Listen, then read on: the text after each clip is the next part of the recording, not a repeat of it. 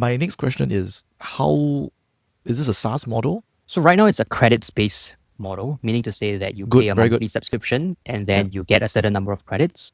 So the variables are how many company and contacts you enrich for, as well as the type of data points that you're enriching for. So for example, a phone credit will be more expensive than an email credit because it's just harder to get.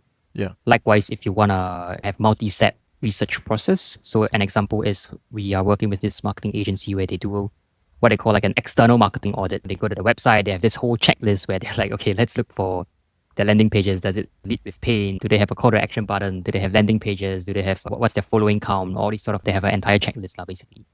So of course, for those deep research, multi-step ones, it's gonna consume more credits, but everything is custom. So at this point, it's built as such. The 3 use cases, do you offer them separately or it has to be all together?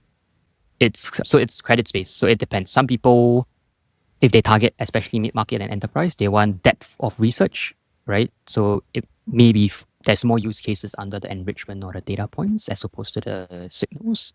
Again, it's mix and match. So when you want depth of research, you will get a lesser number of contacts and reach.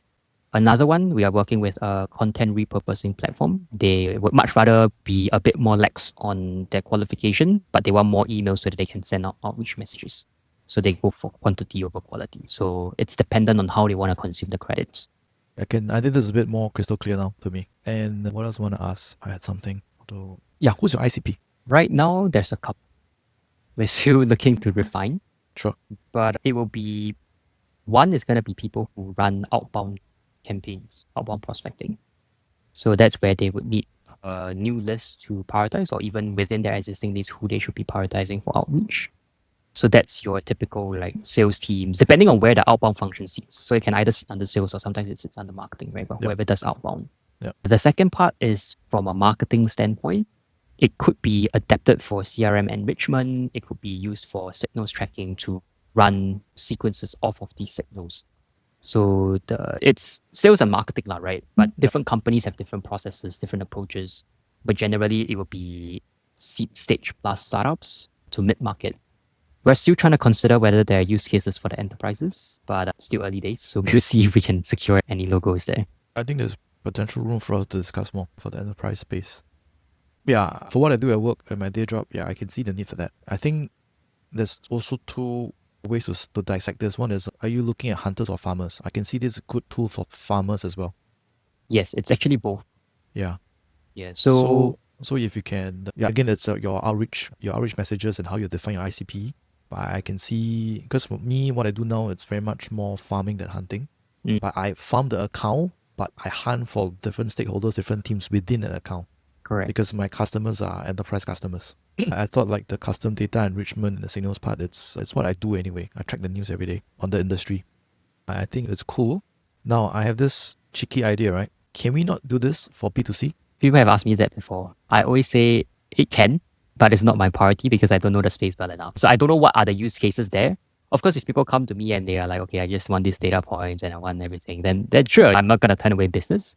It's just maybe you should turn away business, right? Maybe you should because it's not a priority. Yeah. But I know you need to do what it takes to keep the lights on. I give some use case, right? Allow me to indulge me. Insurance agents, property agents. So insurance agents, I feel, could do a better job at CRM. Milestones, signals from the Instagram posts, be it good or bad. Hospital, fractured ankle, sprained ankle, got a new child. New child means you can propose new policies, right? And if it's negative news, you can say, hey, I saw that last week or yesterday something happened to you. Can I help you with the claims? Again, you want to free up the time, right? You want to let the human do the human work. Yeah. So that's one. Property agent, I'm not so sure the CRM, like it's not so frequent, but it can be help them with the hunting. Then you need to look at a bit more higher tier like agencies for property, I think. Because it could be a time cycle of 3 to 5 years, right? You bought from me 3 to 5 years ago, what are you looking at? And then again, I can also, of course, with the permission of the clients, their social media handles so that you can track as well. Say, oh, I see that your child is 5 years old. Next year, you're going to register for primary 1. So do you ever thought about any schools you're looking for? Can I help you with that? I see you got a boy and a girl. Okay, then you might want to look at co-ed school, for example, right, to plan. Or I see that you changed your job, right, via LinkedIn. Right? Oh, and you now have an office is far away. You're living in Central, but now you got to work in the East or the West. I don't know. I'm just Yeah, that are actually good ideas. Because as a consumer, like of the insurance policies, I feel the pain to keep track. So anyway, I know you're not at life stage. You're not at this life stage yet, but I can see from my perspective, I can see how a B2B use case can also be used to apply to help insurance agencies to really better manage their relationship with their clients. And I was in a bank before and in retail banking. I can see some things can be done on an institutional level to give positive delights to the customers. So having structure like this makes it easier, right? Right. I do it by friends that I know well. I put their birthdays or birth dates on my calendar so that I know. Then you'll pop up on my Google Calendar. All right, this is someone's birthday. But I imagine you do it at scale, and if you can target an agency that do it at scale for all the agents, then I feel it's easier for the agents to do agent work and to be human.